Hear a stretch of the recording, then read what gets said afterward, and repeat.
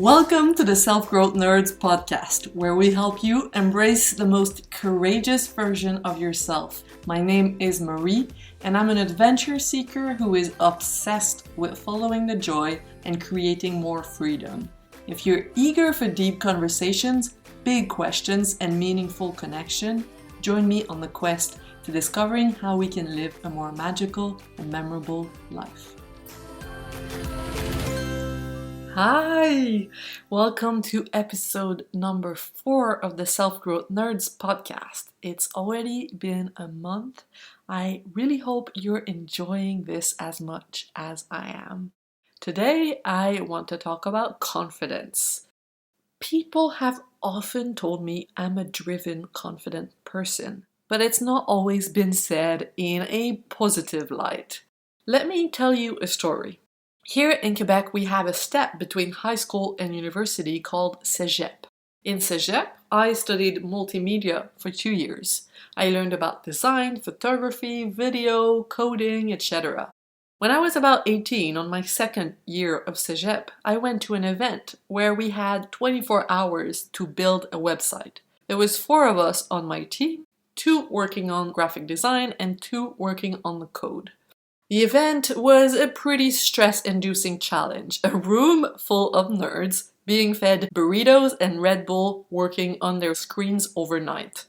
About 2 hours before the end, when us designers were done with our work, one of our coders' computer just disconnected. The wire at the back kind of just fell off. It was weird. Anyway, we all got really stressed out, and let's call him Eric. Eric was an uncertain, anxious person. So he got nervous and scattered and a bit lost. And I cannot quite remember how I reacted. But knowing myself back then, I was probably standing behind him, biting my nails and giving him directions for the rest of the competition. We finished in time, but we didn't win. I went home and I took a nap. Now, 13 years later, I don't remember the website we created at all. But I remember receiving a call that following evening from Eric. "You have a dominating aura," he shouted before breaking down into tears. He said, "Everything seems easy for you. It's like you were given the manual for life, and I was not." He was really angry. I listened to him for about an hour before we hung up, and I cannot remember what I said to him that night, but I've remembered those words ever since. Dominating aura. For the longest time, I blamed myself, and I blamed him in equal manners. I blamed myself for being quote-unquote scary and not soft enough. "You should be softer," I told myself. I blamed him for being quote-unquote weak and not strong enough. He should be stronger, I thought. What Eric saw as a dominating aura is what some people call confidence. But is it really confidence? When I look at the Marie from the past, I see an overflow of masculine energy. And when I talk about masculine and feminine energy, I'm not talking about gender at all. If you prefer, we could also call it the warrior energy versus the goddess energy. We all have both inside of us. The warrior, or masculine energy, is unstoppable. You're going in a clear direction with focus and determination. The goddess, or feminine energy, is in the flow, compassion, love, tenderness, acceptance. We need a balance of both, because too much masculine energy and we become kind of like a dog fighting another dog for a bone when there's plenty of free bones around. On the other hand, too much feminine energy and we lack direction becomes kind of hard to live as a human in the material world. Back at the event with Eric, I tried controlling the situation with 100% full steam warrior energy. This might have been life-saving back when we needed to fight off predators to save ourselves and our families. I might have saved Eric and the other members on our team, but we're talking about like 2008 and a web design competition. This is not confidence.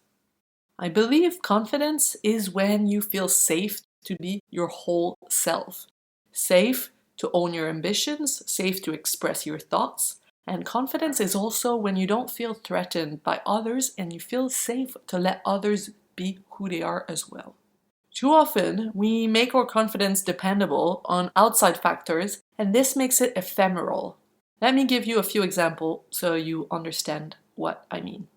I used to be a freelance graphic designer. I still kind of am. And whenever people asked me what I did in life, it was an easy answer. I do graphic design. People said, okay, cool. I was confident. I felt safe to be myself.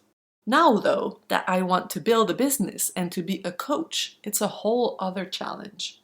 When people ask me what I do in life, which they don't very often because we're in the middle of a pandemic and I spend most of my time at home, when they ask me what I do in life, I want to say I'm a graphic designer. Because I know that if I tell them I'm training to be a life coach, for example, I might be met with confusion and judgment because it's not a common path. Seems easier to be confident when you're doing something that's celebrated in our society. Lawyer, doctor, whatever. But this is an example of attaching confidence to an exterior factor. When our confidence is based on exterior factors, its roots are not very deep. It's surface confidence that's based on other people's perceptions. So the minute someone questions your accomplishment, the whole Jenga tower threatens to fall down. I'm going to give you another example. So, as I was saying, I'm learning to be a coach. I feel confident about this pursuit of mine when I'm around the other students on the course, right? Because we all have a similar aim. But do I feel as confident when I talk about this with my mom, for example, who just wants me safe and sound in a predictable job? Not so much. Exterior factors determine my level of confidence. I look into the eyes of the person I'm talking with and adjust my level of confidence according to how they see my situation. If they're afraid, I'm afraid. If they believe in me, I believe in myself. That's why it's massively important to surround ourselves with people who reflect a positive image of ourselves. But ultimately, our confidence would be independent of all exterior factors. Ultimately, we would love ourselves and have our own back, no matter what. What happens if someone laughs when I tell them I want to be a coach? Do I die right there and then? No. I just feel uncomfortable. That's it. We want to be accepted so much that we hide who we are in order to be part of the group. It's normal though. We're tribe animals and we used to die if we were left on our own. We still kind of think we're going to die if someone disapproves. That's why we're so scared and we're willing to fold ourselves in all kinds of uncomfortable positions just to belong. Many people told me that they would like to hike the PCT or the AT in order to feel confident. And I get it. I was there too. I thought it was gonna be something that I would get after hiking 2,000 miles. But it's not a destination. It's not once I have a PhD, I'll be confident. Once I earn $100,000, I'll be confident. It's not a badge that you go get once and then that's done. It's a grounded state of being. In my office, there's a little piece of paper taped to the wall that reads, "Money flows through me." It's a reminder for me to have a positive relationship with money. And back in the summer, a friend of mine came to my place and saw that little piece of paper. She read it out loud. My gut reaction was to think, oh no, she's going to think I'm greedy. Because we as a society attach a lot of meaning to money and to women making money, and because also I have my own limiting beliefs about money. Confidence in that moment, when my friend read that piece of paper, was to breathe through the discomfort I felt and let the urge to justify myself pass. I am safe to be myself. Let me give you another example. At the time when I record this podcast, I've not told my mom yet that I'm studying to become a coach. I haven't told her that I'm building a business. My mom and I are very close and I know I need to have this conversation. But it's scary. Because my mom doesn't know much about coaching and she has limiting beliefs about this career and what's possible. So she's definitely going to have questions. And there might be an edge in her tone depending on the mood she's in that day. My gut reaction in this situation would be either to get defensive or stay calm and answer her questions, but then let her doubts fill me up and slow me down in my actions towards my dream. Confidence in that moment will be to make sure before I make the call that I know I'm safe to be myself no matter what her reaction is. The only real danger is uncomfortable emotions. I am safe. In her podcast on Fuck Your Brain, Cara Lowenthal compares this emotional discomfort to a leg cramp. It's just an emotional leg cramp. So, I can be on the phone with my mom and take the time to answer all of her questions, maybe even with a smile and a touch of humor, without making them mean anything about what I want to do or about her, without going straight to, she's judging me, she doesn't understand, and take it all personally. Her doubts don't have to affect my truth. That makes for such a better conversation and a stronger relationship as well, because I give myself the permission to be my whole self. I also have to give her the space to be who she is, with all of her greatness and all of her doubts. Now, some of you are going to tell me, but I need to protect myself, otherwise people are gonna walk all over me. And showing up as you are doesn't mean you have no boundaries.